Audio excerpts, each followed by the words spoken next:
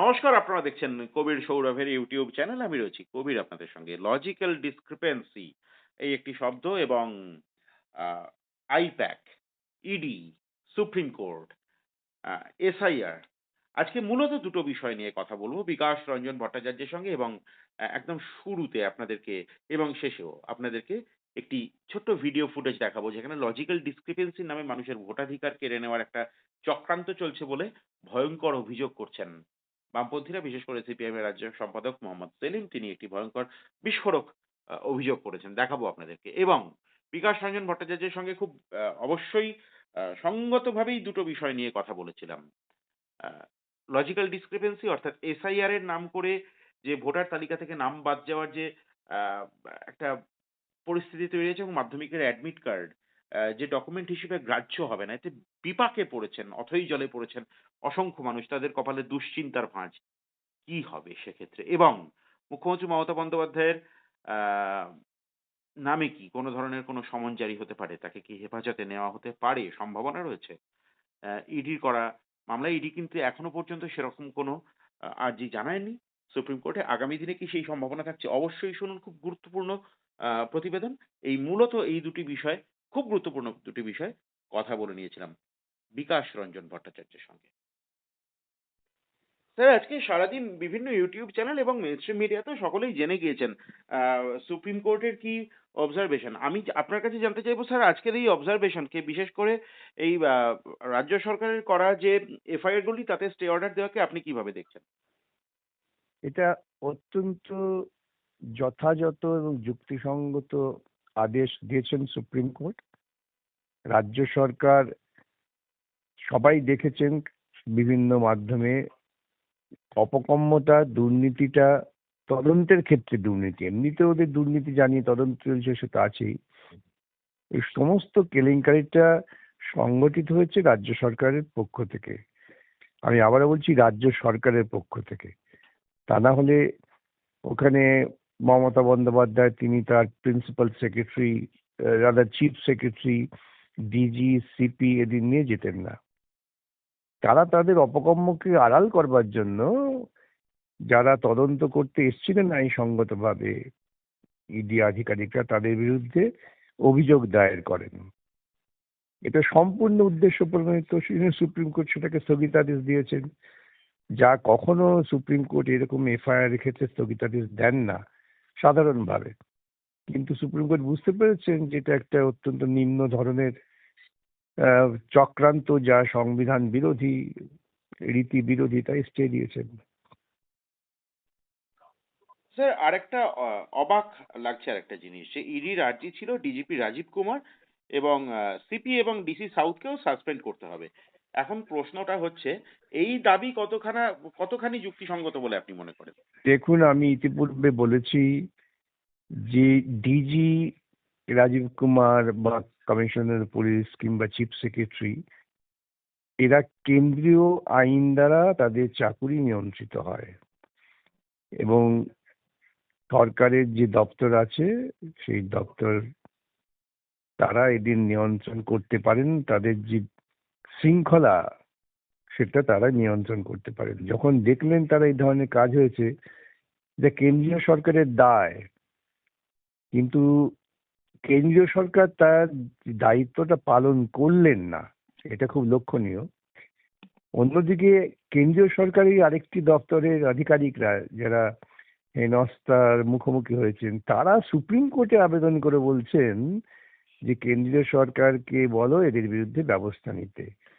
তাহলে এটা থেকে কেন আমরা এই সিদ্ধান্তে পৌঁছবো না যে কেন্দ্রীয় সরকার প্রশাসনিকভাবে মমতার এই কাজকর্মগুলোকে পরোক্ষে সমর্থন করছেন?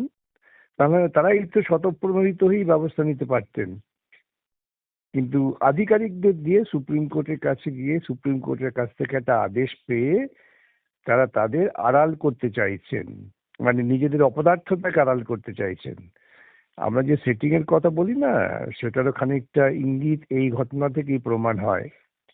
এবং আরো প্রমাণ হয় যে আধিকারিকরাও, তারাও কেন্দ্রীয় সরকারের উপরে ভরসা রাখতে পারছেন না, তাই তাদের আদালতে গিয়ে এই দাবি করতে হচ্ছে। স্যার, আমার আরেকটা প্রশ্ন। যেটা মানে এসআইআর এ যে লজিক্যাল ডিসক্রিপেন্সির কথা বলা হচ্ছে, এটা আমারও সেক্ষেত্রে এই লজিক্যাল ডিসক্রিপেন্সির কথাই মনে হচ্ছে। যেটা, যে মুখ্যমন্ত্রী মমতা বন্দ্যোপাধ্যায়কে এখনো পর্যন্ত হেফাজতে চেয়েছেন ইডি আধিকারিকেরা, এরকম কোনো কথা কিন্তু আমরা জানতে পারলাম না। আ রাজীব কুমারকে চাইছেন, ডিসি সাউথকে চাইছেন, কিন্তু মুখ্যমন্ত্রী যিনি নিজে ঘটনা ঘটালেন না, তার তার ক্ষেত্রে নীরব। কেন স্যার? আসলে রাজীব কুমার এবং তারা তো সরকারি কর্মী, তাদের একটা নির্দিষ্ট নিয়ম শৃঙ্খলার মধ্যেই তাদের অনুশাসন থাকে এবং তাদের কিছু নিজস্ব দায়বদ্ধতা আছে। তাদেরই আগে ধরতে চাইছেন, তারপর তো মুখ্যমন্ত্রী একটা রাজনৈতিক ব্যক্তিত্ব, সেক্ষেত্রে হয়তো ইডি অফিসাররা ওপরের দিকে তাকিয়ে থাকবেন, তাদের রাজনৈতিক প্রভুরা কি বলেন তার উপরে নির্ভর করবে। সেই জন্যই তারা মমতার সম্পর্কে কিছু বলেননি, তাকে হেফাজতে নেওয়া দরকার বা তাকে গ্রেপ্তার করার অনুমতি দেওয়া হোক সেটা বলেননি।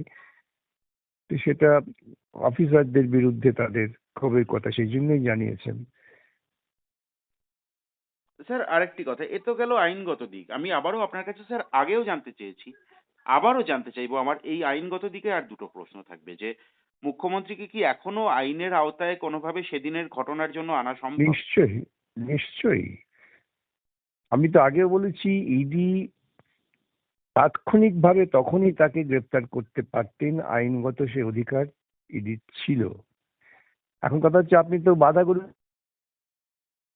এখন আপনারা যদি গ্রেপ্তার করতে চান তাহলে বলবে এটা তো খুব সদিচ্ছা প্রকাশ হচ্ছে না, এটা তো পরিভাষা হয়ে যাবে ম্যালাফিডিস, নট এ বোনাফিডি অ্যাক্ট। হুম। তবে মামলা শুনানির পর আবার যখন তদন্ত করতে যাবেন সুপ্রিম কোর্টের নির্দেশে, তখন বাধাপত্র দিলে হয়তো তারা গ্রেপ্তার টেপ্তার করবেন, কিংবা তদন্ত সংক্রান্ত বিষয়ে জিজ্ঞাসাবাদের জন্য তাকে ডেকে পাঠিয়ে প্রয়োজনে তাকে হেফাজতে নিতে পারেন।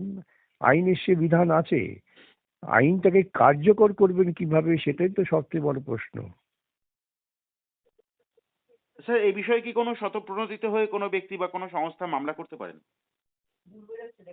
না, সে মামলা করতে পারবে না, করতে পারে সবাই, কিন্তু সে মামলা খুব একটা গ্রহণযোগ্য হবে না। এই জন্যেই যে ইডি সরাসরি ভাবে বিষয়টার সঙ্গে যুক্ত একটি তদন্তকারী সংস্থা, তারা তাদের দায়িত্ব কিভাবে পালন করবেন সেটা তো তৃতীয় ব্যক্তি বলতে পারেন না। এই জন্যই সে তাদের তৃতীয় ব্যক্তির মামলা গ্রাহ্য হবে বলে মনে হয় না। স্যার আরেকটি আমি এক্ষেত্রে এই ক্ষেত্রে আইনগত দিকে শেষ প্রশ্ন যে ৯ তারিখ যে ঘটনা ঘটেছিল কলকাতা হাইকোর্টে, আজকে সুপ্রিম কোর্ট সেই বিষয়ে বিষয়টাকে যথেষ্ট সিরিয়াসলি দেখেছেন, উদ্বেগ প্রকাশ করেছেন। এটাও কি একটা মেসেজ? বটেই তো, ইতিপূর্বে বহুবার হাইকোর্টে এরকম ঘটনা ঘটেছে। এখন সুপ্রিম কোর্ট বিচারপতিরা তারা তো সবই নজর করেন, আজকাল তো লাইভ স্ট্রিমিং হওয়াতে একেবারেই। সবকিছুই নজরে আসে, এবং তারা প্রতিদিন সব দেশের সুপ্রিম কোর্টের বিচারপতিদের কাছে সব দেশে কি হলো তার রিপোর্ট থাকে, কেন তাদের কাছে বিভিন্ন দেশে মামলা তো যায়। আর প্রশ্ন হচ্ছে যে ইতিপূর্বে না হাইকোর্ট না সুপ্রিম কোর্ট তারা কোনো কড়া ব্যবস্থা নিয়েছেন, যার ফলে এইটা প্রশ্রয় পেয়েছে। ইতিপূর্বে আমরা দেখেছি বিচারপতিদের বিরুদ্ধে মিছিল হচ্ছে, বিচারপতিদের বিরুদ্ধে গালমন্দ করে পোস্টারিং হচ্ছে, বিচারপতিদের ওইজলাসে গিয়ে হামলা হচ্ছে, কিন্তু সে সম্পর্কিত ব্যাপারে কলকাতা হাইকোর্টের যে কন্টেম্প্ট মামলা হয়ে আছে, দুটো কন্টেম্প্ট আছে, কলকাতা হাইকোর্ট যথাযথ ভূমিকা নেননি। স্বভাবতই যারা গুন্ডারা প্রশ্রয় পেয়েছেন তারা বুঝেই গেছেন কি হবে, কাঁচকলা হবে। এখন সুপ্রিম কোর্টের কাছে তো দায় আছে সাংবিধানিক ভাবেই, যে বিচার ব্যবস্থার যে স্বচ্ছতা, বিচার ব্যবস্থার যে গ্রহণযোগ্যতা, ভয় ভীতিহীন পরিবেশ, সেটা রক্ষা করতে না পারলে বিচার ব্যবস্থার প্রতি মানুষের ভরসা থাকবে কেন? স্যার আমি এবার একটি রাজনৈতিক প্রশ্নে যাব। কুণাল ঘোষ তৃণমূলের মুখপাত্র। তিনি মুখপাত্র হিসেবে স্বাভাবিকভাবেই তার দলকে ডিফেন্ড করবেন। কিন্তু তিনি একটি উল্লেখযোগ্য কথা বলেছেন। আপনি শুনেছেন কিনা স্যার জানি না, আমি আপনাকে বলছি। যে ৫-৬ বছরের পুরনো মামলা, যখন আইপ্যাকের তখন শীর্ষ কর্তা ছিলেন বা যাই হোক ডিরেক্টর ছিলেন প্রশান্ত কিশোর। তো এখন প্রতীক জৈন। তো প্রশান্ত কিশোর থাকাকালীন যখন ব্যবস্থা নেওয়া হয়নি, হঠাৎ করে ভোটের আগে এই সময় এই ঘটনা কেন ঘটানো হলো? মানে আ ডিরেক্টর চেঞ্জ হয়ে যাওয়ার সঙ্গে, সঙ্গে কি মানে কিছু মনে অপরাধটাও লঘু করবেন হয়ে যায়? না, কিছু মনে করবেন না। আপনি যার কথা উল্লেখ করে বললেন তার কথার কি কোনো জবাব দেওয়ার প্রয়োজন আছে? এই ধরনের যুক্তি যারা দেয় তারা কি ডিরেক্টরকে কাজ দায়িত্ব দিয়েছেন না একটি অর্গানাইজেশনকে দায়িত্ব দিয়েছেন? একেবারেই। যখন প্রশান্ত কিশোর ছিলেন তখনও প্রতীকজন সেই সংস্থার অন্যতম একজন গুরুত্বপূর্ণ পদে ছিলেন। হুম, হুম। আজকে হঠাৎ প্রতীকজনকে ধরে ওরা বাজবার চেষ্টা করছে, ব্যাপারটা কি? মানে দুর্নীতি যদি আপনি করেন না, আপনার চিন্তা চেতনা সর্বত্রই দুর্নীতি ক্রিয়াকর্মের প্রতিফলন ঘটবে। এইসব প্রশ্ন সেই দুর্নীতিমূলক চিন্তারই প্রতিফলন। স্যার আজকে আপনারই একজন সহকর্মী তিনি সাংসদও তিনি বললেন যে this is to be hard বললেন যে কেন ভোটের আগে এইভাবে এই তদন্তের প্রক্রিয়া বারবার শুরু হয় এবং স্তীমিত হয়ে যায়। এই শুরু এবং স্তীমিত দুটো শব্দকে খুব আলাদাভাবে যদি লক্ষ্য করা যায়, তিনি নিজেই বলছেন যে স্তীমিত হয়ে যায়। আবার ভোটের আগে শুরু হয়ে যায়। আপনার মতামত কি স্যার? দেখুন, আমার বক্তব্য হচ্ছে যে তদন্তকারী সংস্থাকে ধারাবাহিকভাবে নিষ্ঠার সঙ্গে তদন্ত করতে হবে, এবং তারা নিষ্ঠার সঙ্গে তদন্ত করেন না, সেটা তাদের একটা দুর্বলতা। কিন্তু তদন্ত শুরু হলে পরে তদন্ত তো একদিনে হঠাৎ হয় না, এবং কোনো ক্রমে যদি সেই দিনক্ষণটা নির্বাচনের কাছাকাছি এসে যায় তাহলে কি তদন্ত বন্ধ থাকবে? মানে যারা এইসব কথার যুক্তি দেন তারা প্রকৃতপক্ষে মনে প্রাণে তদন্ত না হোক, দুর্নীতি চলুক, এটাই চান। আপনি দেখেছেন একবারও এই সমস্ত লোকেরা বলছেন যে না, দুর্নীতির তদন্তটা তাড়াতাড়ি শেষ করো? একেবারেই। তা কিন্তু কেউ বলছেন না। তারিখের একটা অদ্ভুত যুক্তি তোতাপাকির মতো, নির্বাচনের মুখে কেন? আরে নির্বাচন হচ্ছে বলে কি তদন্ত আটকে থাকবে নাকি? নির্বাচনের মুখে কেন? আজকে যদি তৃণমূল কংগ্রেসরা কাউকে খুন করেন, ধর্ষণ করেন, তদন্ত হলে পরে না না নির্বাচনের মুখে কেন ধরা হবে? এগুলো হচ্ছে অত্যন্ত, কি বলবো, ছেলে মানুষই যুক্তি বা ছেলে ভোলানো যুক্তি। তারা কেউ বলতে পারছেন না জোর করে যে আমরা কোন রকম দুর্নীতির সঙ্গে যুক্ত নই, আমাদের অকারণে হেনস্থা করা হচ্ছে, তা তো বলতে পারছেন না। স্যার রাজ্য সরকারের দুজন আইনজীবী আমি যদি আপনি আপত্তি করেন আমি নাম না হয় উল্লেখ নাই করলাম। কিন্তু তাদের বক্তব্যকে আমি আপনার সামনে তুলে ধরবো, আপনার মতামত চাইবো। সেটা হচ্ছে যে মুখ্যমন্ত্রীর ঘটনাস্থলে যাওয়া অস্বাভাবিক নয় এবং তল্লাশিতে কোনো রকম বাধা দেওয়া হয়নি। এই যুক্তি দেখানো হয়েছে। এবং এই মামলা হাইকোর্টেই হওয়া উচিত এবং সুপ্রিম কোর্টে মামলা এনে ফেলে ফোরাম শপিং করা হয়েছে। আ এগুলো আপনি এই সমস্ত কিছু কথা তো বলতেই হবে। দেখুন, আপনার মামলার পক্ষে যখন যুক্তি নেই তখন আপনাকে কিছু অযৌক্তিক যুক্তি খাড়া করতে হবে। এই যে কথা বললেন, যিনি বলে থাকুন, তিনি তার মক্কেলকে বাঁচাবার জন্য খড়কুটো ধরবার চেষ্টা করছেন। একবারও কিন্তু মামলার যে মেরিট, গুণমান, সে সম্পর্কে কিছু বলছেন না। তদন্ত চলাকালীন মুখ্যমন্ত্রী যেতে পারেন, তিনি বলেছেন, আমি জানি না কে বলেছেন, তিনি হয়তো এই সওয়াল করার পর নিজে মনে মনে হাসবেন যে সে কি স্যার বলে কপিল ফেললাম। সিব্বল বলেছেন এবং অভিষেক মনু সিংভি বলেছেন। মানে দুজনেই তারা আইনসঙ্গত কথা বলেননি। তদন্ত চলাকালীন মুখ্যমন্ত্রীর যাওয়ার কোনো অধিকার আছে? কোন আইনে, কোন গণতান্ত্রিক পদ্ধতিতে, কোন গণতান্ত্রিক প্রক্রিয়ায়? এসব বলে দিলেই হলো? স্যার এবার আপনি আপনার ফেসবুকেও কিছুক্ষণ আগেই পোস্ট করেছেন। আমি সেই ছবিও দর্শকদেরকে অবশ্যই দেখাবো। এবং আমি আপনার কাছে জানতে চাই যে মাধ্যমিকের অ্যাডমিট কার্ড নিয়ে যে পরিস্থিতি তৈরি হলো, মাধ্যমিক অ্যাডমিট কার্ড অ্যাডমিসিবল কোনো ডকুমেন্ট হিসেবে গ্রাহ্য। এটাকে কিভাবে দেখছেন স্যার? কেন হচ্ছে? এই এই যে আপনি লিখেছেন তো, এগুলো নির্বাচন কমিশনের এগুলো আমলাতান্ত্রিক এবং সামন্ততান্ত্রিক কথা ব্যবহার করে দৃষ্টিভঙ্গি। Admit card high court supreme court যাকে মান্যতা দিয়েছে, যে অ্যাডমিট কার্ড স্কুলে যখন ভর্তি হচ্ছে তখন যে প্রথম ডিক্লারেশন, সেই ডিক্লারেশনটাকে মানতে হবে। এটা হরোস্কোপ নয়। আমার মনে হয় ইলেকশন কমিশনার যারা বসেছেন তারা বোধহয় হরোস্কোপ আর অ্যাডমিট কার্ডের মধ্যে গুলিয়ে ফেলেছেন। স্কুলের অ্যাডমিট কার্ড সবচেয়ে বড় বিশ্বাসযোগ্য ডকুমেন্ট একজন মানুষের পরিচিতি, বয়স এবং তার অবস্থান সম্পর্কে। একেবারেই। মানে আমরা এতদিন তো স্যার তাই জেনে এসেছি যে মাধ্যমিকের অ্যাডমিট কার্ড। তো সেটাই তো বললাম তো যে ওর যারা বলেছেন তারা হয়তো মনে করছেন এটা একটা হরোস্কোপ, মানে হয়তো এই নির্বাচন কমিশনের যে অফিসার এই বুদ্ধি দিয়েছেন তার হয়তো হরোস্কোপ দিয়েই তার জন্ম তারিখ ঠিক হয়েছিল, সেই জন্যই তিনি বলছেন। কিন্তু স্যার ব্যাপারটা হচ্ছে একটি ঘটনা আপনার সামনে তুলে ধরবো। আমি মানে খুব বিস্মিত হয়েছি স্যার, আপনার প্রতিক্রিয়া চাইবো। আমি আপনাদের দলের রাজ্য সম্পাদক মোহাম্মদ সেলিমের সাংবাদিক বৈঠক শুনছিলাম স্যার খুব মন দিয়ে। তিনি সেখানে বলছেন যে তাঁর শ্যালিকার মেয়ের নাম শিউলি। নামটি যেহেতু তথাকথিতভাবে একটি মুসলিম নাম, মানে এটা বলতে আমার খুব অস্বস্তিও হচ্ছে। কিন্তু তথাকথিতভাবে মুসলিম নাম নয়।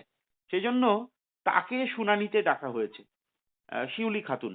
শিউলি কি করে খাতুন হবে? আপনি কি বলবেন স্যার? যারা এই প্রশ্ন করেছেন কিছু মনে করবেন না, আমি এই সমস্ত শব্দ ব্যবহার করি না, তাই বলতে হচ্ছে তাদের মতো গণ্ডমূর্খ ভারতবর্ষ থাকার কোনো জায়গা নেই। হ্যাঁ, থাকতে পারে, হয় যে বিজেপির গোমূত্র খাওয়া দলে থাকতে পারে। আর স্যার আমার একেবারে শেষ প্রশ্ন। আজকে বিভিন্ন জায়গায় সেটা রঘুনাথগঞ্জে হতে পারে, সেটা হলদিয়ায় হতে পারে, বিভিন্ন জায়গায় বিডিও অফিস তোলপাড় হচ্ছে, ঘেরাও করা হয়েছে আপনাদের দলের পক্ষ থেকেই জনবহুল ডেপুটেশন দেওয়া হচ্ছে। কিন্তু এই যে টেকনিক্যাল এরর এর নামে স্যার এক্ষুনি দেখছিলাম এবং বিভিন্ন জায়গায় যে এফআইআর এর মতো করে এফএলআর লেখা হচ্ছে ফ্লোরের আগে বিভিন্ন নামের আগে। এই যে টেকনিক্যাল এরর, এই যে চাপ, এত কিছু এই যে বিষয়টা এই নির্বাচন কমিশন কি আদৌ ভোটার তালিকা স্বচ্ছ করতে চান নাকি স্বচ্ছ ভোটারদেরকে দূর করতে চান? কি মনে হচ্ছে স্যার? দেখুন, আমি এটা বহুবার হয়তো ধারাবাহিকে বলছি যে ভোটার তালিকা সংশোধন করা একটা স্বাভাবিক সাধারণ প্রক্রিয়া। অবশ্যই। এটাকে এরা অকারণে জটিল করছেন। কেন কোনো করছেন স্যার? শুনানির এটাই তো তো প্রশ্ন। দরকার নেই। করছে এই জন্য রাজনৈতিকভাবে অশান্তি তৈরি করতে চান, মানুষের মধ্যে একটা নিরাপত্তাহীনতা তৈরি করতে চান। বিজেপি সরকার, তৃণমূল সরকার, তারা সর্বক্ষেত্রে ব্যর্থ, প্রতিটি ক্ষেত্রে ব্যর্থ। মানুষ এখন ফুটে উঠছে বিক্ষোভে। সেই বিক্ষোভরত মানুষের বিক্ষোভটাকে তাদের অস্তিত্বের সংকটে পরিণত করতে চান বলে এইসব ন্যাকামো হচ্ছে। এক্ষেত্রে স্যার মানে আপনার বক্তব্য সেটা মানুষ খুব মানে শুনতে চাইছেন। আপনার মতো একজন আইনজীবী আপনি কি বলবেন স্যার? মানুষকে কি বার্তা দেবেন এই সময়? আমার বার্তা একেবারে যে আমি দেখলাম কতুলপুরে মানুষ রাস্তায় নেমে পড়েছেন, একদম। এইভাবেই করুন। এইভাবে সংগঠিতভাবে কাজ না করলে এই আমলাতান্ত্রিক যে অস্থিরতা বা আমলাতান্ত্রিক বদমাইশি, আমি শব্দটা ব্যবহার করলাম, বন্ধ হবে না। এই অবিলম্বে নির্বাচন কমিশনকে বাড়ি বাড়ি লোক পাঠাতে হবে। তারা শুনানি ডেকে পাঠাবে না, তারা সেই সামন্ত প্রভুদের মতো আমি রাজ দরবারে বসে আছি এখানে এসো, ওইটা ছেড়ে দিয়ে প্রত্যেক বাড়ি বাড়ি তারা তাদের কর্মীদের পাঠাবেন, তারা বাড়ি বাড়ি গিয়ে খোঁজ করবেন যে এইটা ভুল কি ঠিক। আর এই দেশে একজন মানুষ তিনি কি পদবি দেবেন, কোথায় থাকবেন, সেটা কি নির্বাচন কমিশন ঠিক করে দেবেন নাকি? স্যার এরকম শিউলি প্রশ্ন খাতুন উঠে আসছে হবেন আপনি না। যখন এই কথা বললেন, এরকম প্রশ্ন উঠে আসছে যে স্ত্রী কেন বিবাহের পরে স্বামীর পদবি গ্রহণ করেননি? আমি সে কথাই তো বলছি, যদি আমার সামনে নির্বাচন কমিশন থাকে না, তাকে আমি ঘাটটা ধরে বুঝিয়ে দিতাম কেন করতে হবে। স্যার এটাকে লজিক্যাল ডিসক্রিমিনেন্সি বলা যায়? Logical idiocy. অনেক ধন্যবাদ স্যার সময় দেওয়ার জন্য। বৃহত্তর মালদা মুর্শিদাবাদের ক্ষেত্রে দেখবেন যে সেখানে নো ম্যাপিং কম পার্সেন্ট হয়েছে, এবং পার্সেন্ট ধরে আমরা বলতে পারি, আপনাদের কাছে ডেটা আছে সব, কত পার্সেন্ট নো ম্যাপিং হয়েছে। আর এখন লজিক্যাল ডিসক্রিমিনেন্সি নাম করে নোটিশ দিচ্ছে কত হাই। আর এখানে আমরা বলছি targeted, constituency wise, district wise, demography wise. আচ্ছা, কেন দিচ্ছে? 6 জন বা তার বেশি ভাই বোন, একজনকে বলছি একটা বাবার নামে 6টা সন্তানের বাবার নাম কেন, এটা নোটিশ দিয়েছে নরেন্দ্র মোদী। 4 ভাই 1 বোন, মোট 6 জন নোটিশ পাবে। কারণ বলে তো ধর্মের দিয়ে করে। অমিত শাহ 6 বোন, ইউপির এমএলএ। আচ্ছা, ইউপিতেও তো হচ্ছে, তা যদি লজিক্যাল হয় তাহলে এখানে যদি নোটিশ খায় মুর্শিদাবাদের একজন লোক, মালদার একজন লোক, 24 দক্ষিণের একজন লোক, তাহলে উত্তরপ্রদেশে এমএলএ নোটিশ খাওয়া উচিত। রামনারায়ণ অগ্নিহোত্রী, বিজেপি বিধায়ক, ইউপি, 6 সন্তান, 6 সন্তান, 2 ছেলে 4 মেয়ে। কুমার অজয় প্রতাপ, 6 সন্তান। আমি 6গুলোকে স্যাম্পল করলাম আর কি, যেহেতু এখানে 6 সন্তান, এটা নোটিশ দিয়েছে স্পেসিফিক যে কী করে এক বাপের 6টা ছেলে মেয়ে হয় আর কি।